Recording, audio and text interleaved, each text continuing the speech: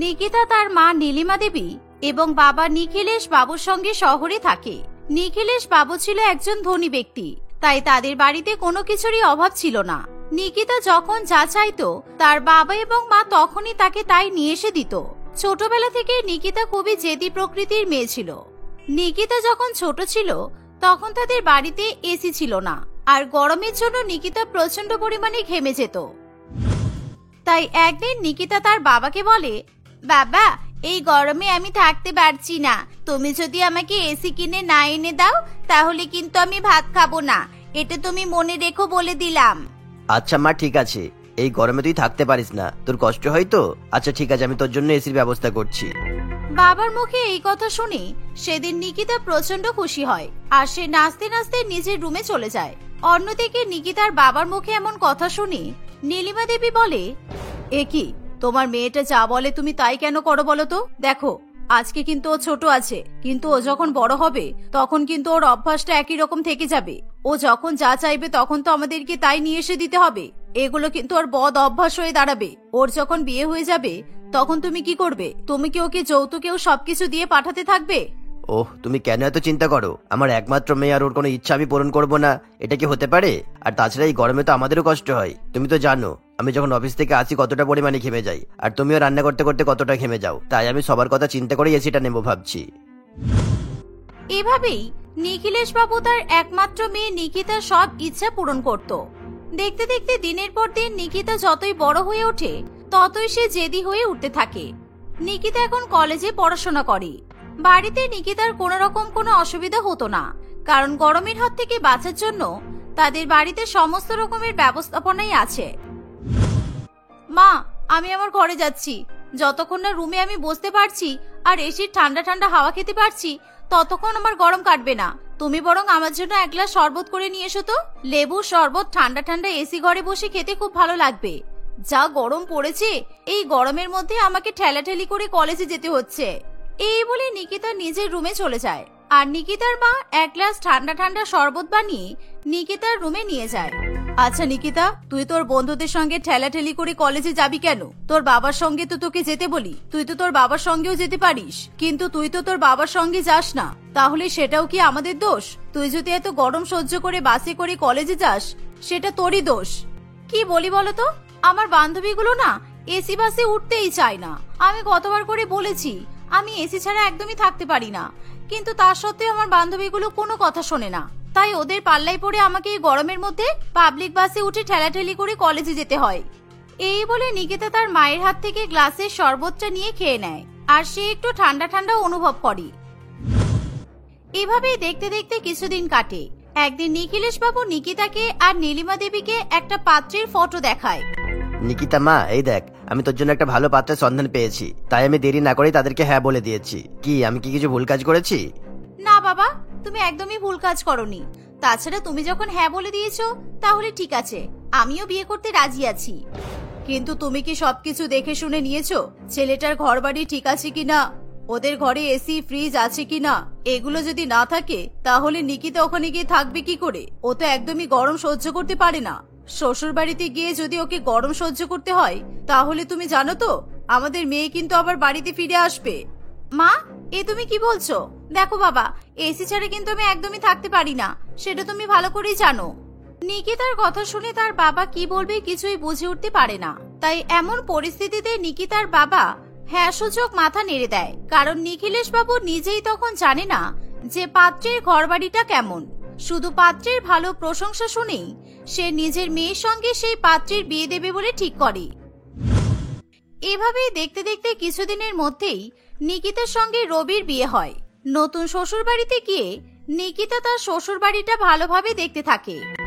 এ কি, এখানে যে কোনো এসি নেই, এই জন্যই বাবাকে বলেছিলাম, কিন্তু বাবা তো তখন আমাকে কিছুই বললো না। বাবা শুধু মাথা নেড়ে দিল। আমি ভাবলাম আমার শ্বশুর বাড়িতে নিশ্চয়ই এসি আছে। এবার আমি কি করব? আমি তো পুরোপুরি ভাবে ফেঁসে গেলাম। এত গরমে আমি কিভাবে এসি ছাড়া থাকবো? না না, এসি ছাড়া আমি কোনো মতেই থাকতে পারবো না। নিকিতা যখন মনে মনে এসব ভাবতে থাকে তখনই নিকিতার শাশুড়ি মা সোহিনী দেবী সেখানে আসে আর নিকিতাকে তার রুমে পাঠিয়ে দেয়। নিকিতা তার বেডরুমে গিয়েও দেখে সেখানেও কোনো এসি নেই, আর এটা দেখে নিকিতার মাথা আরো গরম হয়ে যায়। কি ব্যাপার রবি, তোমাদের বাড়িতে কোনো এসি নেই? এবার আমি এখানে থাকবো কিভাবে বলো তো? আমি তো বাড়িতে এসি ছাড়া থাকতাম না, সবসময় আমার রুমে এসি চলতো। এখন যা গরম পড়েছে, এসি ছাড়া এক মুহূর্ত আমি থাকতে পারবো না। নিকিতা, তোমার বাবা তো সবকিছুই জানতো, কিন্তু এবার তোমাকে এসির কথা যদি না বলে, এটা তো আমার কোনো দোষ নেই, কারণ আমি তোমার বাবাকে সবকিছুই বলেছিলাম। আমি তো বলেছিলামই আপনার ধনী মেয়ে সামান্য একটা ছোট কুড়ে ঘরে থাকবে। আসলে কি জানো তো নিকিতা, আমার এই কুড়ে ঘরেতে এসির প্রয়োজন হয় না। আমার বাড়ি সবসময়ই ঠান্ডা থাকে, তুমি থাকতে থাকতে বুঝতে পারবে। দূর, ঠান্ডা থাকে? এত গরমে সকলের বাড়ি রোদে পুড়ে যাচ্ছে, আর তোমার বাড়ি ঠান্ডা থাকে? এটা কি করে সম্ভব? দেখো রবি, তুমি যতক্ষণ না এসি কিনে আনছো ততক্ষণ কিন্তু আমি এই বাড়িতে থাকতেই পারবো না। আমি কালকেই আমার বাবার বাড়িতে ফিরে যাব। দেখো নিকিতা, তোমার বাবা আমার সঙ্গে তোমার বিয়ে দিয়েছে, তাই তোমাকে আমার সঙ্গেই থাকতে হবে। আমি যেটা বলবো এখন থেকে তোমাকে সেটাই শুনতে হবে। আমি চেষ্টা করবো তোমার জন্য এসি নিয়ে আসার। এই বলে রবি ঘুমিয়ে পড়ে, কিন্তু অন্যদিকে প্রচন্ড গরম লাগায় নিকিতা কিছুতেই ঘুমায় না। সে ছোটবেলা থেকেই এসি রুমে থেকে অভ্যস্ত, তাই আজকে শ্বশুর বাড়িতে এসি না থাকায় কিছুতেই নিকিতা ঘুমাতে পারে না। দেখতে দেখতে সেই রাতটা যেমন হোক করে কাটে। পরের দিন সকালবেলা প্রচন্ড পরিমাণে গরম পড়ে। রবি, তুমি কি দেখতে পাচ্ছ বাইরে কত রোদ উঠেছে? হ্যাঁ, সবই তো দেখতে পাচ্ছি, এটা দেখতে না পাওয়ার তো কিছু নেই। তাহলে এবার তুমি বলো তো, আমার জন্য এসিটা কবে নিয়ে আসবে? আমি এসি ছাড়া থাকতে পারি না, সত্যি বলছি। কালকে তোমাকে কতবার করে বোঝালাম আমি তোমার জন্য এসি নিয়ে আসবো, আর খুব তাড়াতাড়ি চেষ্টা করবো এসিটা নিয়ে আসার, কিন্তু তার মানে তো এটা নয় যে আজকেই নিয়ে আসতে হবে। আর তাছাড়া আজকে তো আমার কাছে কোনো টাকা পয়সাই নেই, আর আমি তো অত টাকাও রোজগার করি না যে আজ বললে আজকেই নিয়ে চলে আসতে পারবো। এই বলে রবি কাজে বেরিয়ে পড়ে। রবি ছোটখাটো একটা মুদিখানার দোকানে কাজ করত, আর সেই দোকান থেকে যা টাকা মাহিনা পেত তাই দিয়ে তাদের সংসার চলতো। রবির বাড়িতে তার মা রত্না দেবীও থাকে। এখন নিকিতাকে নিয়ে তাদের বাড়িতে মোট 3 জন সদস্য। রবি চলে যাওয়ার পর নিকিতা বাড়ির কোনো কাজ করে না, আর নাইবা নতুন বউয়ের প্রথম রান্নার অনুষ্ঠান সম্পন্ন করে। সে নিজের রুমে পাখা চালিয়ে বসে থাকে। তখন তার শাশুড়ি মা সেখানে এসে বলে, কি ব্যাপার বৌমা, তুমি রুম থেকে বাইরে বেরোচ্ছ না কেন? আজকে তো তোমাকে প্রথম রান্না করতে হবে আমাদের সকলের জন্য। কি, আমি আর রান্না করব? এটা আপনি কি বলছেন? আমি আমার বাড়িতে কখনোই রান্না করিনি, আর এখানে এসে আমাকে রান্না করতে হবে, তাও আবার এত গরম সহ্য করে? না, আমাকে ক্ষমা করবেন, এটা আমি কখনোই করতে পারবো না। বৌমা, আমরা তো এত গরম সহ্য করে রান্না করি, আর তাছাড়া আমাদের বাড়িতেই একটাই পাখা, এটা তো আমার রুমে লাগানো ছিল, কিন্তু তুমি আসবে বলে তাই আমি আগেই খোকাকে বলে এটা তোমার রুমে লাগিয়ে দিয়েছি। শোনো, এখন যদি আমি এই গরমের মধ্যে রান্না করি তাহলে কিন্তু এই পাখাটা আমি আমার ঘরে লাগিয়ে নেব, আর যদি তুমি রান্না করো তাহলে এই পাখাটা তোমার ঘরেই থাকবে, কারণ এই গরমের মধ্যে রান্না করলে আমারও তো কষ্ট হবে, তাই না? কি, এই একটা পাখা নিয়ে একবার এদিক আর একবার ওদিক? না না, এই পাখাটা আমার রুমেই থাকবে। আর আপনি তো খুব ভালো করেই জানেন মা, আমি আমার বাড়িতে রান্না করতাম না। আমার বাড়িতে আমার মা আর একটা কাজের মেয়ে ছিল, ওরাই সবকিছু করে নিত, আমাকে কিছুই করতে হতো না। আমি এখানেও কিছু করব না, এত গরম সহ্য করে কোনো কিছু করা যাবে না। এই বলে নিকিতা চুপ করে যায়। আর নিকিতার মুখে এমন কথা শুনে তার শাশুড়ি মা নিজেই রান্নাঘরে চলে যায়, আর রান্না করতে করতে সে রাগে গজগজ করতে থাকে। কি বৌমা আনলাম রে বাবা, এসি ছাড়া থাকতেই পারে না। এই যে দেখছি এসি পাগল বউ, আমাদের বাড়িতে তো এসি নেই, এটা জানা সত্ত্বেও ওর বাবা মা আমাদের বাড়িতে মেয়ের বিয়ে কেন দিল? এভাবেই প্রচন্ড গরমের মধ্যে রত্না দেবীকে রান্নাবান্না করতে হয়। সমস্ত কিছু রান্নাবান্না করার পর নিজের ঘরে গিয়ে একটু শান্তিভাবে সে বসতেও পারে না, কারণ তার রুমে পাখা ছিল না। এভাবেই দেখতে দেখতে কিছুদিন কাটে। একদিন রত্না দেবী প্রচন্ড পরিমাণে রেগে গিয়ে তার ছেলেকে বলে, খোকা, আমি আর এই বাড়িতে থাকবো না, তুই তোর বউকে নিয়ে এই বাড়িতে থাক, কারণ এখানে আমার থাকতে খুবই কষ্ট হচ্ছে। এত গরম সহ্য করে আমি রান্না করছি, আর আমার রুমে কোনো পাখা নেই। আমি তোর রুমে পাখাটা লাগিয়ে নিতে বলেছিলাম, ভেবেছিলাম বৌমা এলে বাড়ির সমস্ত কাজকর্ম বৌমাই করবে, রান্না বান্না করবে, আর আমি নিজের রুমে বসে বসে হাওয়া খাবো। কিন্তু এখন যে দেখছি বৌমা তো নিজের রুমে বসে বসে হাওয়া খাচ্ছে, আর আমি বাড়ির সমস্ত কাজকর্ম করছি।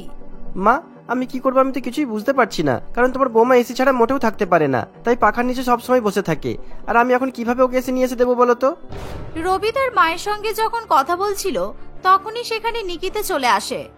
ওসব তুমি কিছু চিন্তা করো না, তুমি শুধু আমাকে এসি কিনে দেবে হ্যাঁ কিনা বলো। আমি আমার বাবার পরিচিত একজন এসি দোকানদারকে চিনি, আমি আর তুমি তার কাছে যাব। আমরা অল্প কিছু টাকা দিয়ে এসি নিয়ে আসবো, তারপর মাসে মাসে টাকা পেমেন্ট করব। হ্যাঁ, ওটা যদি হয় তাহলে তো খুবই ভালো হবে, কিন্তু যদি আমাদেরকে ওরকম ভাবে এসি না দেয় তাহলে তখন কি হবে? আরে বাবা, আমি তো আছি, তুমি চিন্তা করছো কেন? দেখো, তোমার সঙ্গে দাঁড়িয়ে দাঁড়িয়ে কথা বলছি আর আমি কেমন ঘেমে যাচ্ছি, একবার তাকিয়ে দেখো।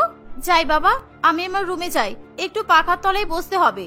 আর তোমাদের বাড়ির পাখাটাও একদম ফালতু, হাওয়া তো গায়ে লাগতেই চায় না। এই বলে নিকিতা আবার নিজের রুমে চলে যায়। এই দেখে রত্নাদেবী আরো বেশি পরিমাণে রেগে যায়, কিন্তু সে তার ছেলেকে আর কিছু বলে না। অন্যদিকে রবি ঠিক করে নিকিতার কথা মতো সে একটা এসি কিনে নিয়ে আসবে। তাই রবি যেই দোকানে কাজ করত সেই দোকান থেকে কিছু টাকা ধার নেয়, আর সেই ধার করা টাকা নিয়ে একটা এসি কিনে নিয়ে আসে। রবি যেদিন এসি কিনে নিয়ে আসে সেদিন নিকিতা প্রচন্ড পরিমাণে খুশি হয়, আর সে খুশি হয়ে তার শাশুড়ি মাকে বলে, মা, এবার থেকে আর আপনাকে কিছুই করতে হবে না, কারণ এবার আমি রান্না করব, আর যখনই আমার গরম লাগবে তখনই আমি আমার এসি রুমে এসে ঠান্ডা ঠান্ডা হাওয়া খাবো, আর আপনি আপনার পাখাটা নিজের ঘরে নিয়ে চলে যান, আপনি পাখার হাওয়া খাবেন। নিকিতার মুখে এমন কথা শুনে তার শাশুড়ি মাও খুশি হয়।